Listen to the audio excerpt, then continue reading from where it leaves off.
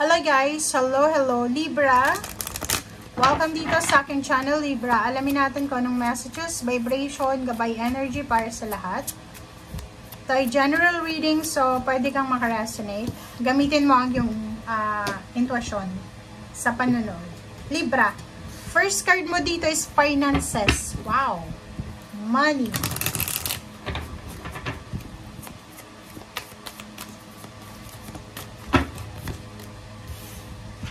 Guidance. Okay. Guidance. When you make divine intelligence your foundation, you finally have a fixed star to follow. Siyempre naman, di ba?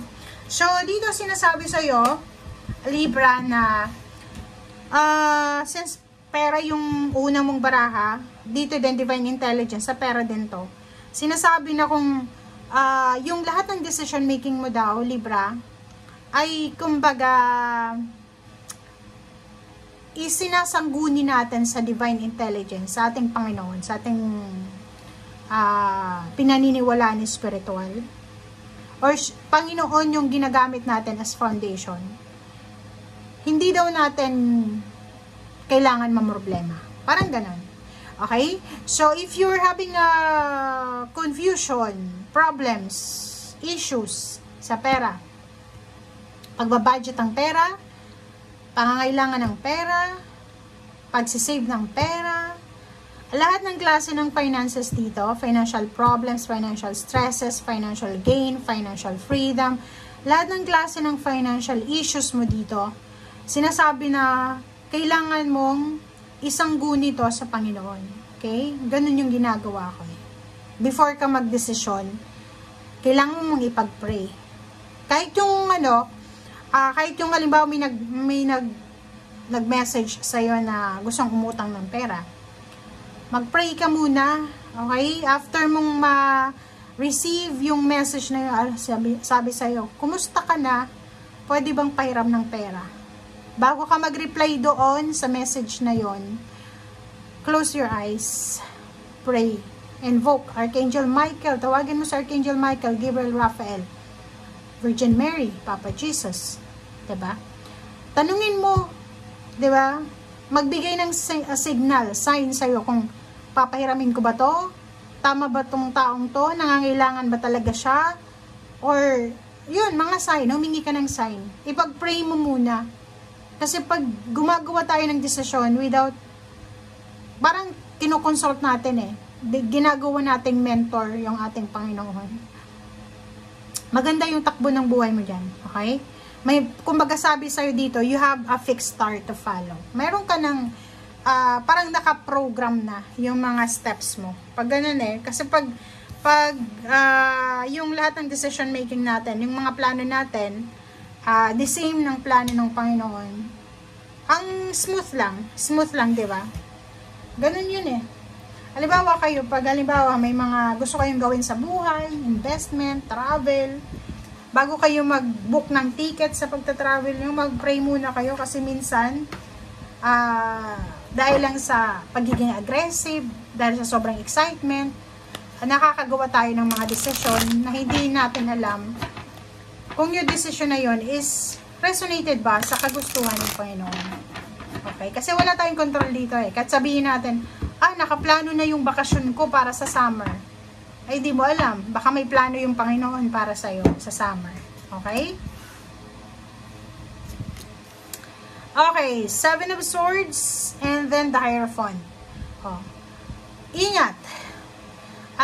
Sinasabi sa'yo dito, Libra, posibleng ikaw ay may asawa, may boyfriend, may girlfriend, may ka-business partner, may parang partner sa team nyo sa trabaho. Mag-iingat ka dahil posibleng makaranas ka ng betrayal. Makaranas ka ng pagtatraidor, pang-scam, panluloko, pagnanakaw. Okay? So, be careful dito sa partnership na to. Mag-iingat ka sa partnership na posibleng pinapasok mo.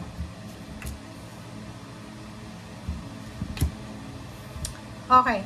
So, dito na din, sinasabi ng barahang to na may mga Libra na sobrang pagod na sila sa mga obligasyon nila sa buhay. Pagod na pagod sila sa trabaho, sa emosyon nila, sa pakikisama, alam mo yun, na sobrang stressful na yung pakiramdam niya. Etong 9 of Wands na to is, ginawa niya na yung lahat niya, ginawa niya na lahat ng best niya, pero parang hindi pa rin sapat. Yung King of Swords, sinasabi dito na gusto niyo makapagpahinga dito sa pagod na to. Pwedeng, siguro 9 months ka nang pagod, 9 months ka nang naghihintay, 9 months ka nang hindi makatulog ng tama, 9 months ka nang namumroblema. So, dito sinasabi sa'yo na, ituloy mo lang yung laban mo, kasi makikita mo naman dito na may posibleng judgment na ibibigay sa'yo ang universe, ang ating Panginoon, na pwedeng magdala sa'yo ng emotional fulfillment. So, sinasabi sa'yo, wag mong isuko. Okay? Wag kang sumuko sa kung ano man na laban na nilalaban mo. Okay? Nakikita ko sure dito may posibleng celebration. It's either wedding anniversaries or invited ka sa isang kasal. Or posibleng meron ditong hearing, parang ganun, may hearing para sa kaso, or pwedeng may contract signing, yun nga, marriage contracts, parang pipiramahan. So, maraming papeles dito. So, nakikita ko sir dito na posibleng pagod na pagod ka na sa paghihintay, pagod na pagod ka na sa pag-aasikaso ng papeles, pagod na pagod ka na sa lahat. Okay? But, yung isa sa pinaka-concern mo dito is pera. Ito, 5 of Pentacles. Kasi sinasabi mo dito na higit sa lahat, yung physical na pagod na nararamdaman mo, pagod na pagod ka na din maghanap ng pera. Okay? So, nakikita ko sa'yo dito, may pagbabagong magaganap sa buhay mo. So, kailangan mong mag-relax. Mag-relax ka muna. Kita mo naman dito may 10 of Cups. May isa-celebrate ka kasama ang pamilya mo. Isa to sa mga matatagal nyo ng ninanais. Isa to sa mga matagal nyo ng, kumbaga, pinaplano, pinapangarap. And the Ace of Pentacles, sinasabi dyan sa'yo na may mga good news, may mga financial offer, job offer, career offer, na posibleng darating sa'yo sa mga susunod na araw. So, yung Page of Wands mo dito, sinasabi, in the future, lahat ng pinagdadaanan mo sa ngayon, ay pagtatawanan mo na lang. In the future, nakikita ko sa'yo dito na magiging sobrang malaya ka. Parang ganun. Halimbawa sa ngayon, wala kang freedom. Feeling mo wala kang freedom. Parang kang trabaho ng trabaho sa araw at gabi. Parang ganun. And napapagod ka. Pagod ka na sa pag-aayos ng buhay mo, ng pamilya mo. But, anytime soon, okay, wag mo lang isuko kasi may 5 of Swords dito. Wag mo lang isusuko itong pinagdadaanan mo na to. Itong battles na to. Wag mo lang isuko siya. Makakamit mo yung change dito. Yung judgment, karma, yung justice. Okay? Thank you guys. Bye!